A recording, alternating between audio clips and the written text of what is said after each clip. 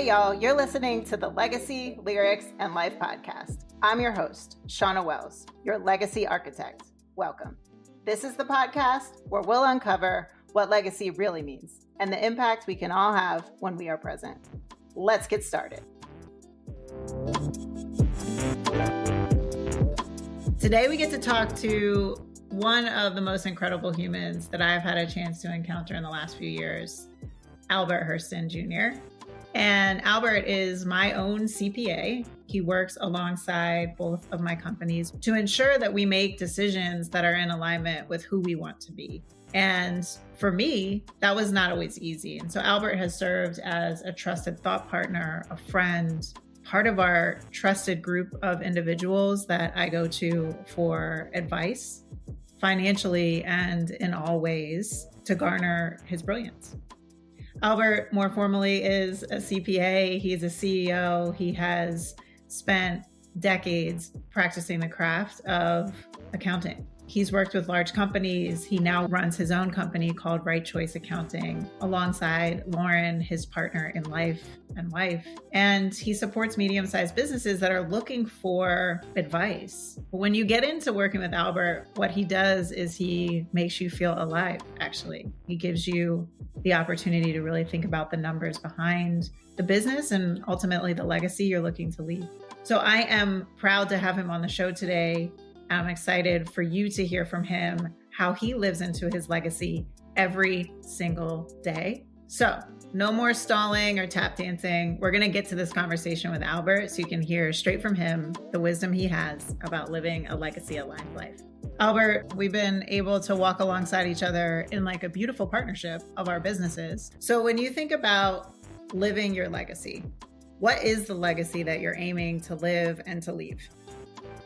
So you know better than most, it just grows as you grow. So now, when I think about legacy, I think about impact. I think about the impact that I want to leave on everyone that's close to me long after I'm gone. So I've actually broken it down into like steps. So the greatest impact that I can make on this world, believe it or not, comes from being a great husband. When I'm a great husband, that affects my wife, that affects my children, that affects the rest of our family, because people that love us get to see that, they get to use it, they get to put it in their arsenal. And almost same thing, the second impact comes from being just a really, really, really great father. It affects the same people, but differently. Being a great husband shows my kids what it should look like. Being a great father not only guides my kids and blah, blah, blah, it reassures my wife of how good of a job she did in just picking who she wants her family to be with. So it all starts in my house, right? And then, it just gets bigger and bigger. The greatest impact that I make professionally is just being an amazing CEO. You would know, as a CEO, we get to affect countless employees and their families. It's funny talking with you because we can remember when it was just practically me and you. And now we know we each have teams that our teams even communicate without us probably most of the time now. The impact of that is not only are we, we're taking care of people's families, but we also treat our team so amazing that we are being impactful by showing people that those great places to work do exist. And then the fourth step of my impact is just being a really great figure in the overall industry. I'm in the financial industry. I'm a CPA. So we have the accounting and tax industry, but it's more like the Black finance industry is how I look at it, because we are getting less and less young Black people who are interested in becoming CPAs and accountants and financial advisors and that sort of thing. But I feel like we can be really impactful, me and my team, with showing people that it doesn't have to be that old, boring, stuffy way of doing things. So to answer your question with one word, impact. So tell us, when you think about your legacy and the impact it is making, what happens 7 generations from now because you lived your legacy? So that's why it starts in the house, because you can only do so much professionally. Well, I don't want to say there are limitations professionally, but how many of us could benefit from having that great ancestor that passed down this thing? We grew up in a lot of our us and our first cousins, we're first generation college. We are the ones who are acquiring the wealth for our family.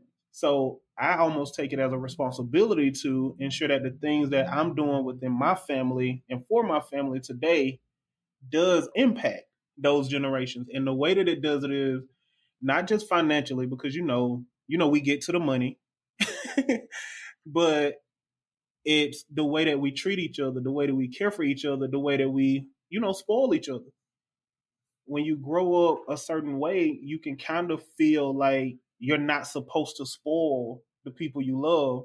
But I challenge that. Think about how much time we spend now trying to learn how to spoil ourselves and take care of ourselves and rest and relax. The way that I'm treating this small family will eventually be the way that, the Hurstons and whoever my girls get married to, how they treat their families.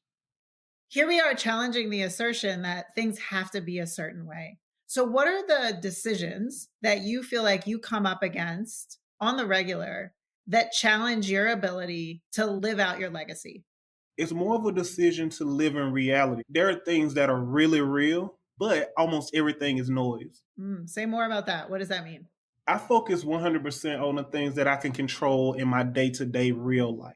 So when I think about what's real and what I can control, it all comes down to myself being exactly who I want to be and having the confidence to be myself unapologetically. So we can always get it all the way back down to there. So it's like a commitment, right? It's like, this is the kind of person I want to be. This is the kind of leader I want to be. So I'm going to make the commitment to be that unapologetically. But we have all these goals and how we want to affect others. But, it's hard to affect other people, other things that have their own free will. They have their own ideas. So my decision has really just become standing on what I stand for. You have a million decisions you make a day. What are some questions you ask yourself when you're trying to decide whether or not to live your legacy? Because this is hard, right? To live your legacy is a really hard thing. And so, how do you do that? So, in our companies, right, it's always good to have like principles we live by. So I always go back to like the principles that I live by, right? When I'm making any decision. It's always integrity over everything.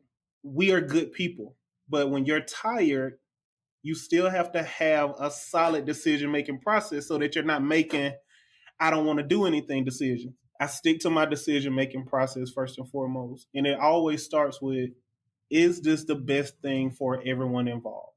And then I'd be like, well, okay, who's it for? How does it affect this person? How does it affect me? I try to get everything into perspective. That way it kind of removes the emotion. Because, personally, I can be a very like emotional communicator.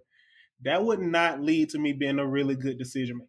So I have like a basic methodology. Like I say, is this the best decision for everybody involved? Who does it affect? And then I use my resources. I use my team. It's like, hey, I'm thinking about doing this. What are your thoughts on that? I'm very open to criticism, and like I surround myself with smart, brilliant people so that we can get to what's the smart, brilliant thing. But I do think, like, especially big decisions, you have to do everything that you can possibly do to try to remove the emotion out of it. That's really hard, but there is some science to back this up, right? So, as we think about how our brains work, our brains are making so many decisions every single day. And actually, they're making decisions based on past experience.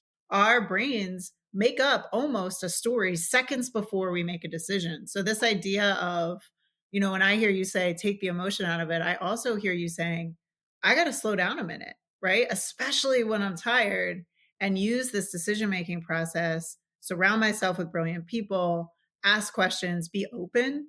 I think that's your secret sauce. You are so open to hearing what other people have to say.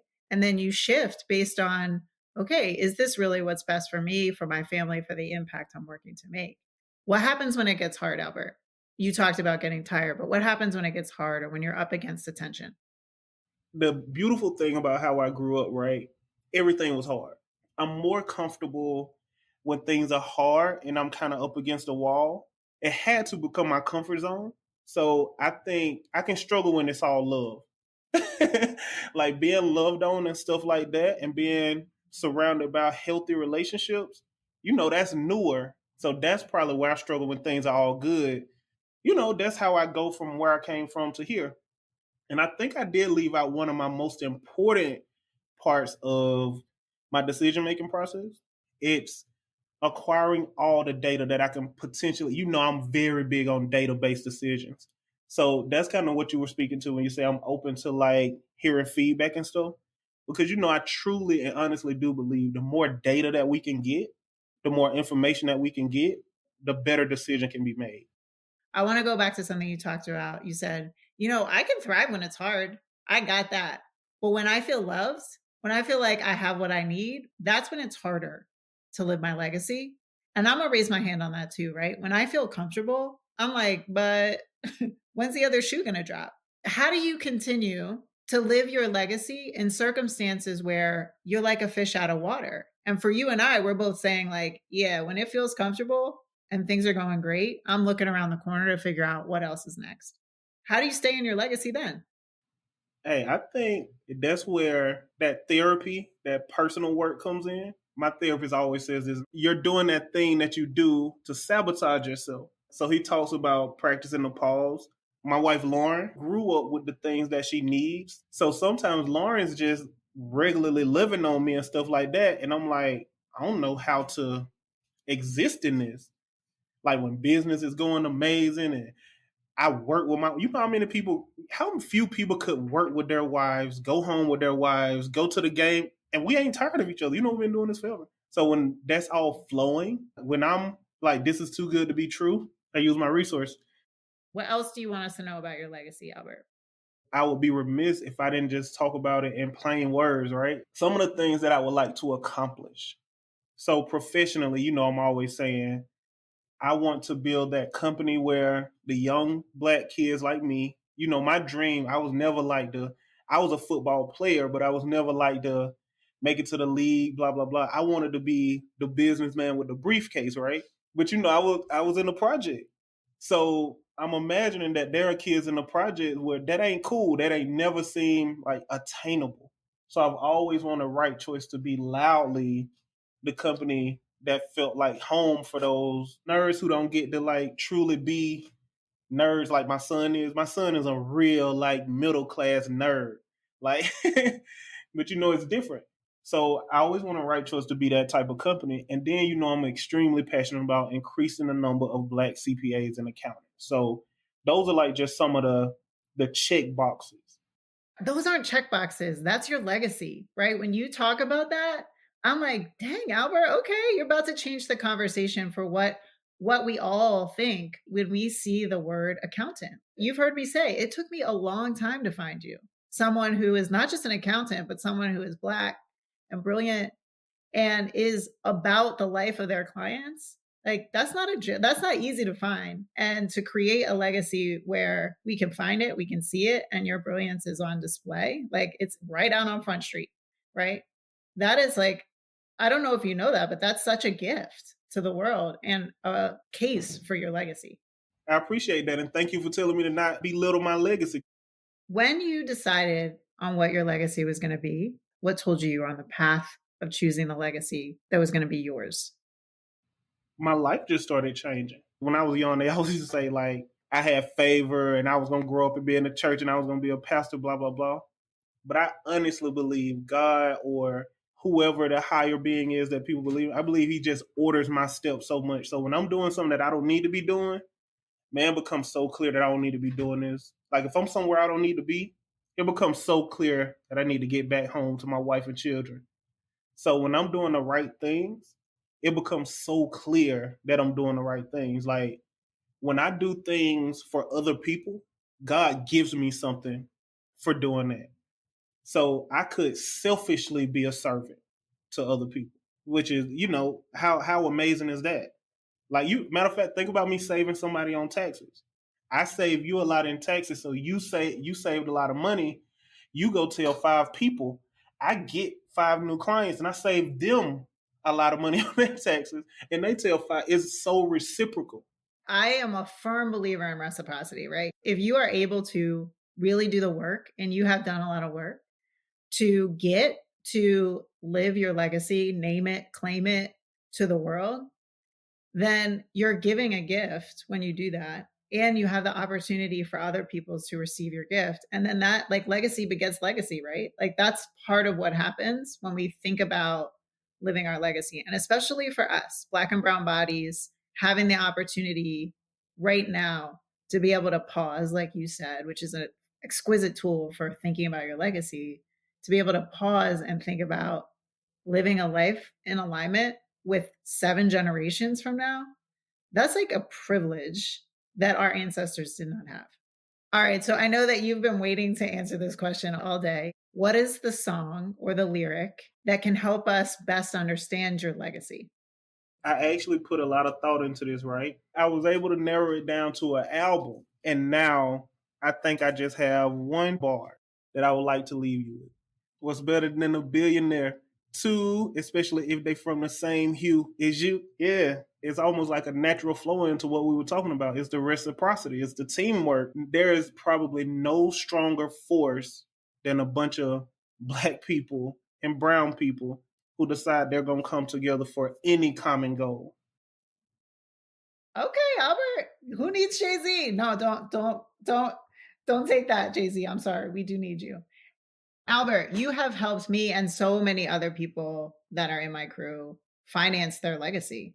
So if people want to learn more about that, want to hang out with you, want to hear dope lyrics from Jay-Z while they look at their budgets, which what's better, where can they find you? Yeah, so the best place to find out all the information you need to know about partnering with Right Choice to ensure that you get your full accounting and tax strategy solidified would, of course, be rightchoiceaccountingsolutions.com. Now, if you want to just joke and watch what we do on a day-to-day basis, that's probably going to be Albert the CPA on Instagram. But you can see all my socials on rightchoiceaccountingsolutions.com. And I'll be looking forward to speaking with anyone who is ready to, scale their business and take it to the next level. Albert, always a joy to be in your space. Thank you for sharing your clear tools that you use to make decisions in alignment with your legacy and to make the right choice. To see what I did there? And deep love to you and to Lauren, who I know is sitting beside you as we're having this conversation, listening to both of us kiki. So thank you. All right. Thank you, Albert. Of course. See, I told y'all, Albert is a refreshing change from the day-to-day. He encourages us to pause and think and be with ourselves as we really move forward, lives aligned to legacy. So, as individuals who are working to leave legacies that impact generations to come, I'm going to leave you with one question that I want you to think about on your walk in the park, as you're making dinner, as you're sipping your coffee or your tea. What decisions do I need to start making in alignment with my legacy? And what are the things that I need to stop doing because they are no longer in alignment with my legacy? Some food for thought though, y'all. As always, thank you for listening. In the meantime, go out and live your legacy.